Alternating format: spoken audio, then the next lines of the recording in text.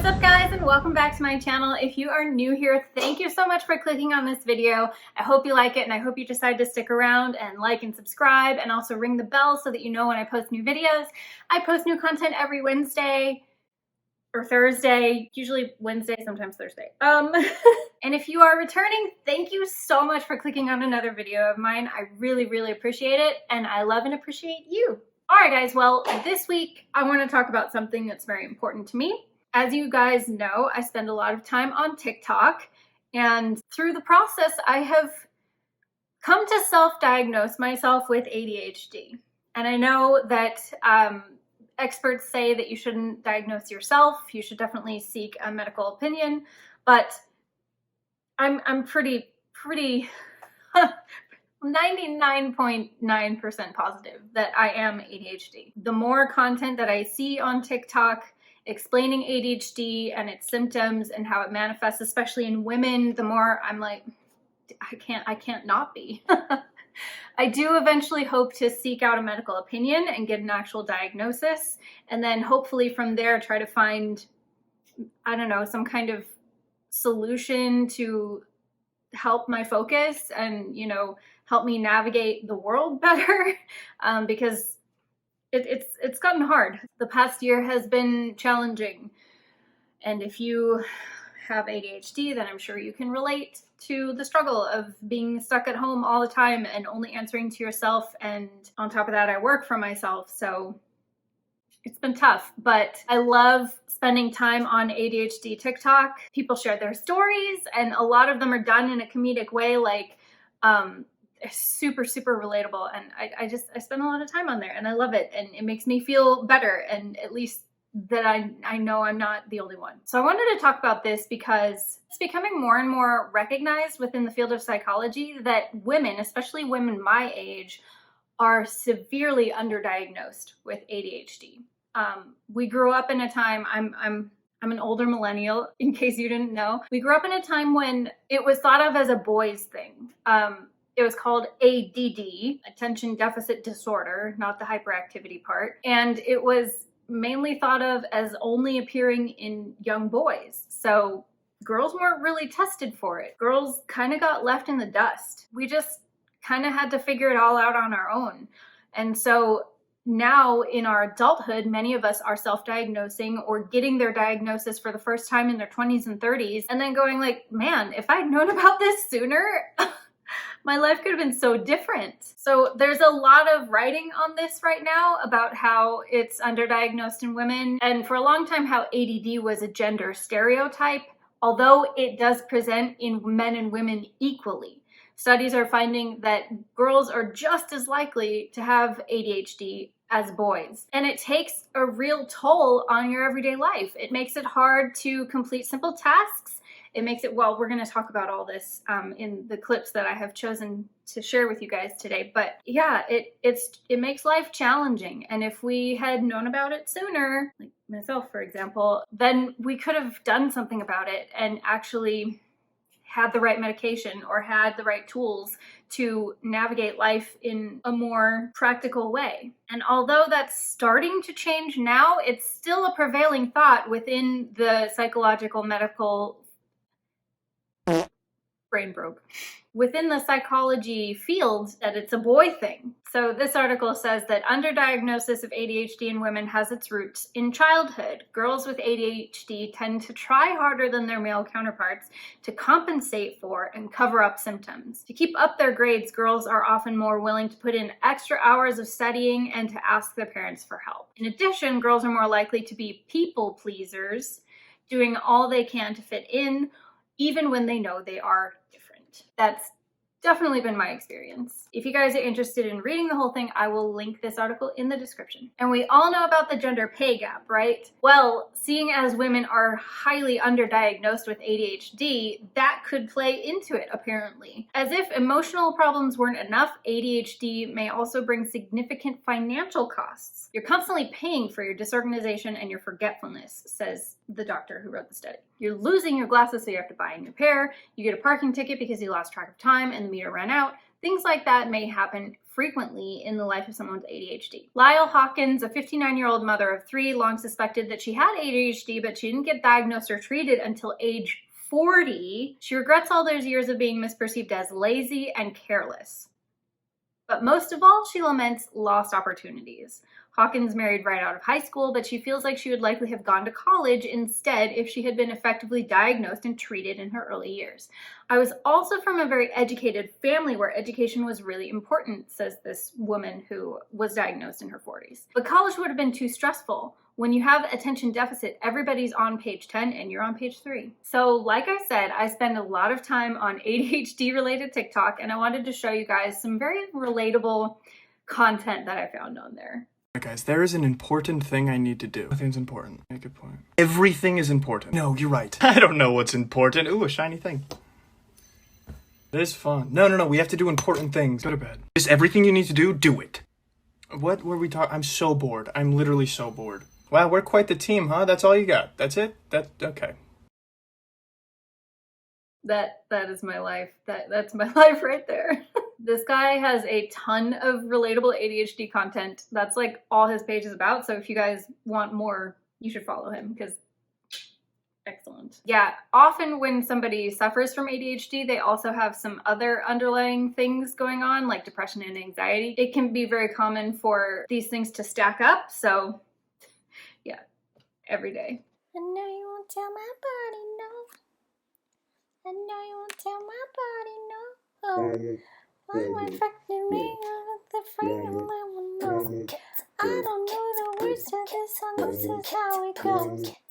Every single day. I can't tell you how often I lose track of time, and I also can't tell you how or why. It just is an everyday occurrence. Often running late to things, not because I, didn't wake up in time or because I didn't get ready in time or, et cetera, but because time just disappears. Yeah, I'm constantly apologizing for being late. What is time? Is time even real? Is it a real thing? I mean, it is when you're often running short of it. And another one from this girl. Don't stay away for too long, don't go to bed. I'll make a cup of coffee for your head. I'll get you up and going out of bed. Yay, I don't want to fall asleep, I don't want to pass away. I've been dreaming of our future cause I'll never see those days. I don't know why this has happened, but I probably deserve it. I know I tried my best, but you know that I'm not perfect. I've been praying for forgiveness, you've been praying for my help. I have no idea why it works this way, but it does. It's astounding. Like sometimes I'll be so exhausted and I'm like falling asleep in the evening and I'm like, dang, I should go to bed. So I like get up and do all the things and get ready to go to bed. And then I'm laying in bed for another 2 hours and I'm like, why am I still awake? This happens constantly and I could not tell you why. And I know like part of it is put the phone down. Yeah, I do. I do put the phone down and I'm just laying there awake because my brain, it's crazy. It's so stupid. I love sleep. It's not like I'm putting off going to sleep or I don't like to go to sleep. I love sleep. It's like one of my favorite things. I can't tell you why. Oh, Norma wants to say hi. She's been whining at me all day because she doesn't want to eat her food. Again, because she's such a brat. Doesn't want to eat the food that I give her, right? What do I do with you? Now she doesn't want to talk. She's got food in her bowl, I swear. She just doesn't want to eat it. This next one blew me away. So do you have ADHD and have a really hard time with math problems? Well, guess what? You're probably one of the 60% of people with ADHD who have this math learning disability. It's called dyscalculia. Dyscalculia. I can't say it. So it's like dyslexia, but it's with numbers specifically. Basically, when you're thinking of numbers, they often get switched around in your head. You can't just do the math problem right up there. You have to write it down. You can have this problem and not be dyslexic. I know how to do it. I can do math. I just have to write it down. I've had this problem my entire life and I had zero idea that it was even a thing, let alone connected to my ADHD. So this is absolutely fascinating to me. When I was struggling with math in high school, I was actually diagnosed with this condition, which at the time they called numerical dyslexia. Now it has its own name. It's called dyscalculia. Dyscalculia. I can't say it either. Dyscalculia. But in my case, it's so extreme that I can look at a string of numbers and it just gets all jumbled up in my head. I can't even like literally I'll be looking at a number straight at it and then digits will just flip and swap places. When I was in school, this wasn't a thing that people were looking for. It wasn't even really a thing that people knew about. So teachers weren't trained in it. They weren't trained to recognize it or to teach with it or to deal with it. So everyone just assumed that I was bad at math. My Algebra 2 teacher straight up called me stupid because I couldn't read the problems and it took me twice as long to take a test as anybody else because I couldn't read it. I'm glad that now it's getting actual attention and people are getting trained to look for it and to deal with it and to teach in a way that works around this kind of learning disability. But I wanted to be a scientist. And this goes back to the article that we looked at. Like, I wanted to be a scientist as a kid. But when I discovered that I was bad at math and science was basically all math, I gave up on that because I knew I wasn't going to be able to hack it. So if I had had proper treatment and diagnosis for this condition and for ADHD, maybe that could have been different. When I got diagnosed with ADHD this year, my therapist told me to find people like this to follow that explain things to me about my diagnosis. It is frustrating to watch this because females are under-researched and underdiagnosed when it comes to ADHD. I shouldn't have received a diagnosis at 25. It explains a lot about struggling through high school and middle school and elementary school and university for me. And getting medicated would have solved a lot of my issues. Not all of them, but some of them. And so she's basically explaining that estrogen is tied to ADHD symptoms because estrogen increases dopamine. So anyone with a menstrual cycle is going to be more affected by ADHD symptoms depending on their time of the month. People in pregnancy experience less ADHD. People in menopause experience more. So basically my depressed ass has no chance. Yeah, there are so many of us who are adults now who are like, damn, if I'd have known about this sooner, you're telling me this was the problem all the time? I'm not just a lazy piece of shit. Diagnose women properly when we're young so that we can have a fair shot at dealing with the world and being productive humans, please.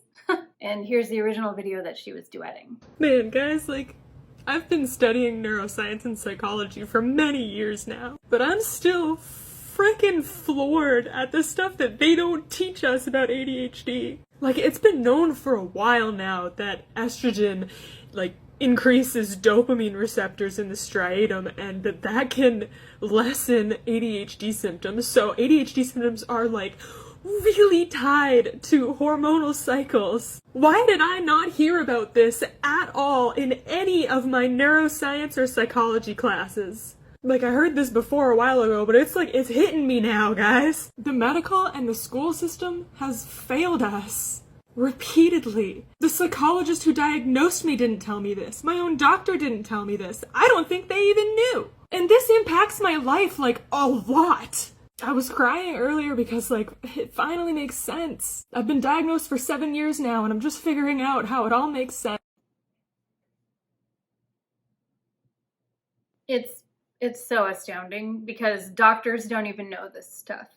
Women and girls are so under-researched and our bodies are so misunderstood within the medical and scientific fields that we just get tossed aside. We just get shrugged off like, oh, it's just your hormones. You're just being a hormonal girl. You're just being overdramatic. No, dude, there's actual chemical imbalances going on in my head. And sadly, a lot of doctors just chalk it up to that. Like, we're just being overly dramatic. We're just being hypersensitive. And a lot of women get misdiagnosed or undiagnosed or underdiagnosed with a whole host of things.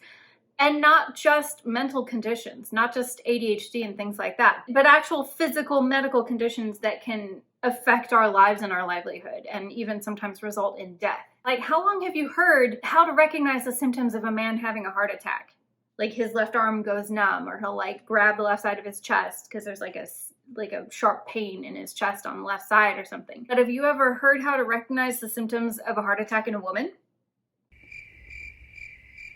Do you even know what they are? Chances are you don't, and you've never heard. So here they are in case you were curious. Just the same as in with men, most common heart attack symptom is chest pain or discomfort, but women are somewhat more likely than men to experience some other common symptoms, particularly shortness of breath, nausea, vomiting, and back or jaw pain. There you have it. How to recognize if you or if a woman in your life may be suffering from a heart attack and you might need to call 911. I just wanted to come on here and talk about it and kind of get my feelings out about the whole thing, because that's what this channel is here for. So thank you guys so much for watching. Thank you for sticking around with me, and you know, I hope you learned something. You know, maybe if you're someone in a similar position as me, going undiagnosed your whole life with cognitive disorders, maybe this was helpful, but that's all I can hope for. Again, thank you so much for watching. If you like this video, like and subscribe. Click the bell so you get notified when I post a video next, and I hope you guys have a wonderful weekend. Thank you so much, and I'll see you next week.